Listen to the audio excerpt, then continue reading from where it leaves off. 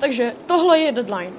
Je to jedna z mých 3 nejoblíbenějších her na Robloxu, což jsou Deadline, Bloxy or Not a Frontlines. Dneska se zaměříme na tu druhou hru, Bloxy or Not. Jo, vítejte v Bloxy or Not. Je to kopie robloxácká hry Ready or Not. Pokud to nezná, velice propracovaný simulátor SWAT, neboli zásahové služby.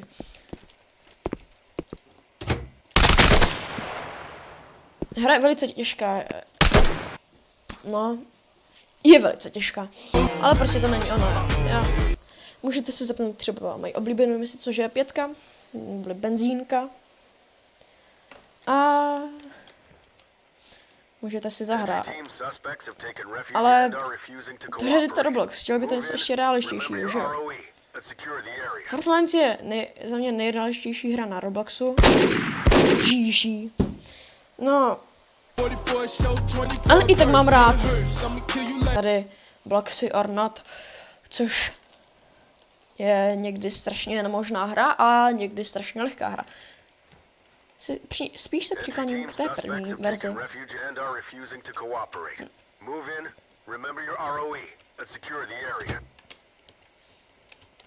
A jak jsem již mluvil o tom.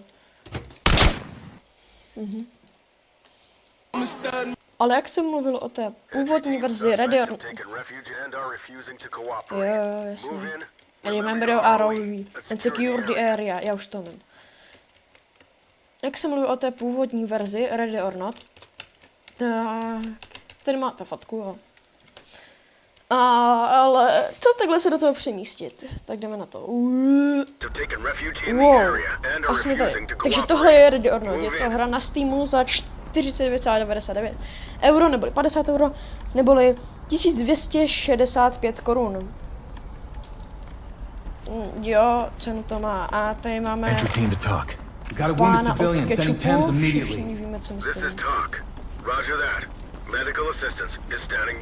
Trošku se mi to možná bude sekat, protože jak já natáčím, tak nemám nejsilnější Wi-Fi na světě, že samozřejmě.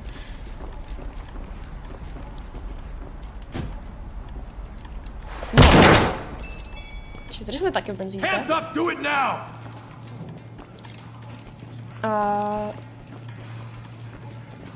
je to nejlehčí mise v Ready or Not, nebo je to začáteční, podle mě to je nejlehčí. Ej! Hands on your head! Police, drop the weapon! Drop your weapons!